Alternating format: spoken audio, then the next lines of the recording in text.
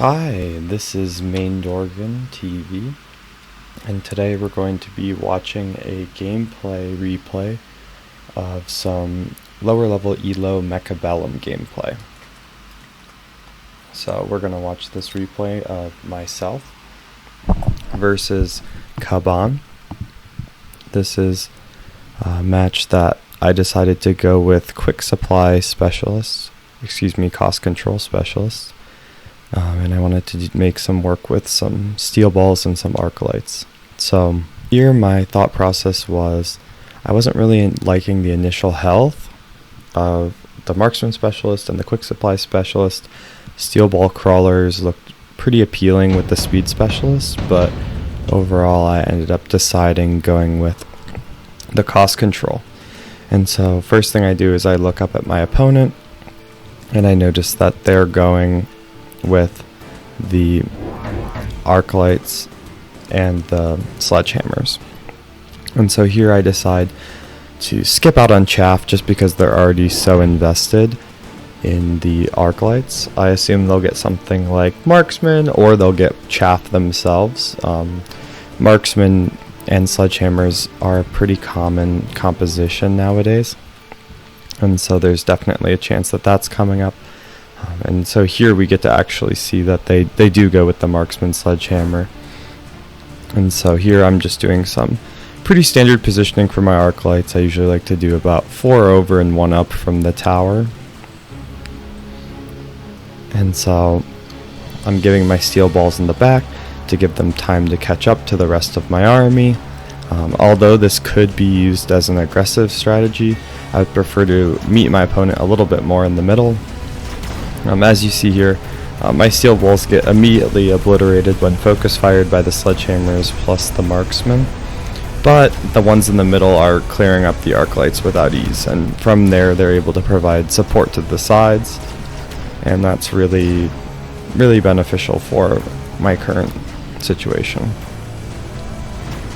Now moving up the left side, looks like it won pretty handedly, and is able to give that tower debuff that slightly slows, reduces the attack and defense of enemies, and gives them a slight paralysis at first. So a little more than a Pyrrhic victory to start.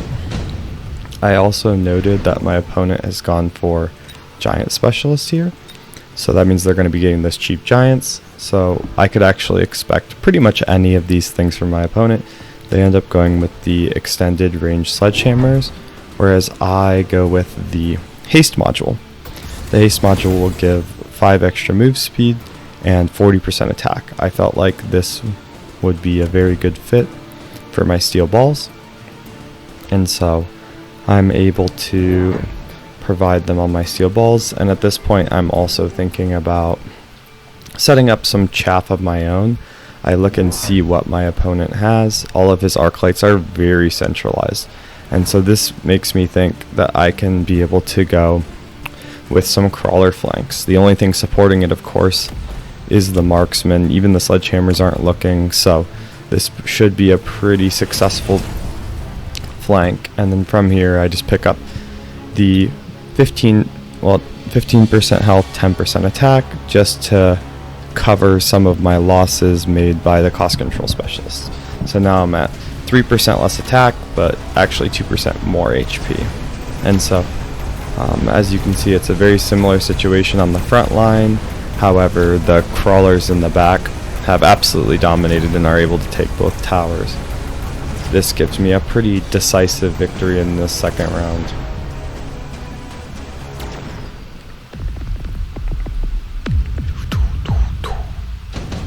Alright, as we move into round 3, intelligent arc lights, they don't have any chaff, so it's not really worth getting. Elite Fang feels like a bait for me, just because I don't want to invest that much money.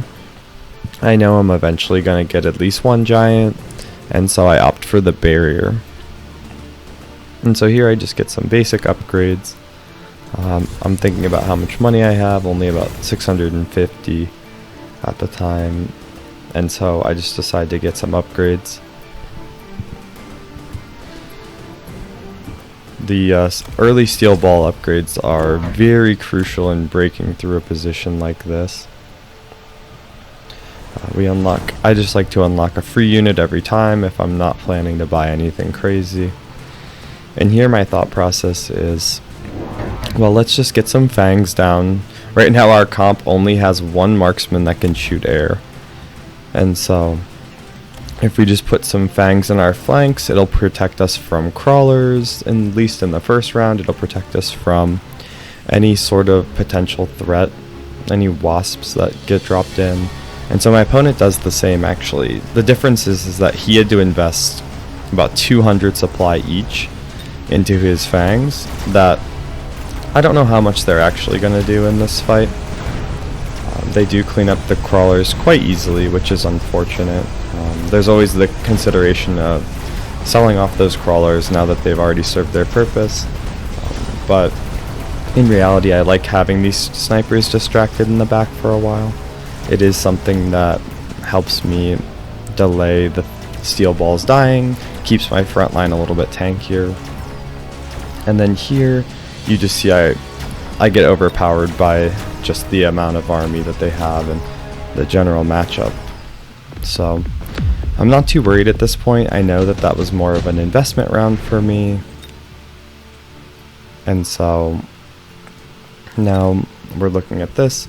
Incendiary Bomb looks very promising, but they don't have enough chaff for me to really want to take it. It's only round 4. I'm not looking for the win now, and so my thought process is investing in the future. Something like an amplifying core really builds out our game plan of beefing up these steel balls to provide adequate frontline. If they can survive the initial salvo from the sledgehammers and from the marksmen, which they have a lot of level 2 marksmen right now, that should be good. And against marksman sledgehammer, one thing I've found that's really helpful is the addition of the barrier. Having a barrier really eats into the effectiveness of single target damage like a marksman. Although they are putting up really high numbers, 2500 in a shot just on a level 1, the fact that this barrier is 60,000 hit points really mitigates any potential harm. And as you saw last match too, I had a lot of last round, a lot of the fangs ended up surviving, just because my arc lights weren't really getting in a position to be able to deal with them well. And so this Vulcan will help a little bit with the sledgehammers, especially because they have extended sledgehammer range. So this decreases their HP, makes them a little more vulnerable to a Vulcan, and also helps the Vulcan clean up the fangs. Marksmen also traditionally have very low HP, and so even though it could take a Vulcan a while to get to a marksman, it actually will clean them up quite quickly and it won't get stuck on it. If I were my opponent, one thing I would be probably asking myself is, should I get barriers just to reduce this Vulcan's effectiveness? And although it could help, one of the concerns you have in a natural protective factor for the Vulcan is these steel balls. These steel balls being able to burn down barriers very quickly keeps the Vulcan active, which we love to see. And so now we're getting our first instances of more dramatic damage. So here we see subsidized steel balls seems appealing, but realistically we're not buying any more balls this round. Maybe another set or two in the future, but realistically, with Marksman Sledge, range is the name of the game, and so if my units all die before they get to theirs, it doesn't do us any good. So realistically, I have to take range specialists, not because it works best with my build, but because I need to match my opponent's range gain. So here you're seeing more upgrades going into the steel balls. Having two level 3 steel balls and 1 level 2 steel ball at round 5 puts me in a very strong position, especially considering this amplifying core. I mean, you're looking at 22,000 hit points on this steel ball alone. Another key insight here is the addition of the mechanical division. As you can see here, letting these steel balls make additional crawlers is really crucial in slowing down things like marksmen, where they might spend their entire fight just shooting away at the remnants of these steel balls. As you can see here, these crawlers distracting these marksmen, taking away from shots that would really hamstring this frontline push. And so our middle is actually pushing extremely well. The fortress is a bit of a snag, not really being able to get through here. It was a good counter to the Vulcan for sure, especially considering their giant specialist. I'm a little surprised. Round 5 is not unheard of to get your first giant, but with giant specialist, I could have imagined this coming a little bit earlier. I think this person just really had it in their mind that they wanted to play marksman sledgehammer. However, I feel like we were able to pierce through their front lines quickly enough and get enough levels where they weren't able to get the major advantage on us. And once a steel ball gets on a fortress, it's a lot less intimidating, even its 100,000 HP.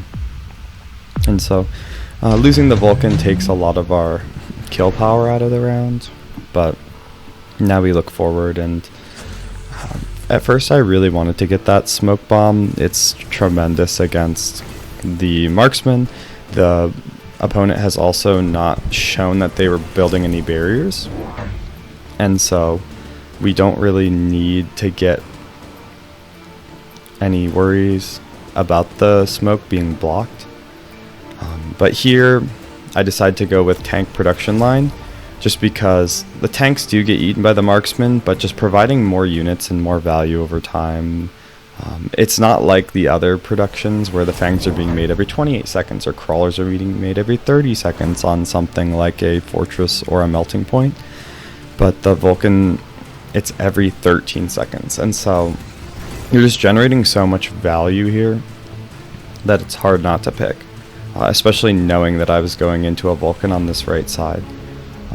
Also, to compensate for this Vulcan going on the right side, I built 2 more steel balls just because bit of a soft read on my opponent, deciding if they go more fortresses. It seemed to be the weakest point in our game plan right now. The only reason we really killed that fortress was because we were able to take over the right tower.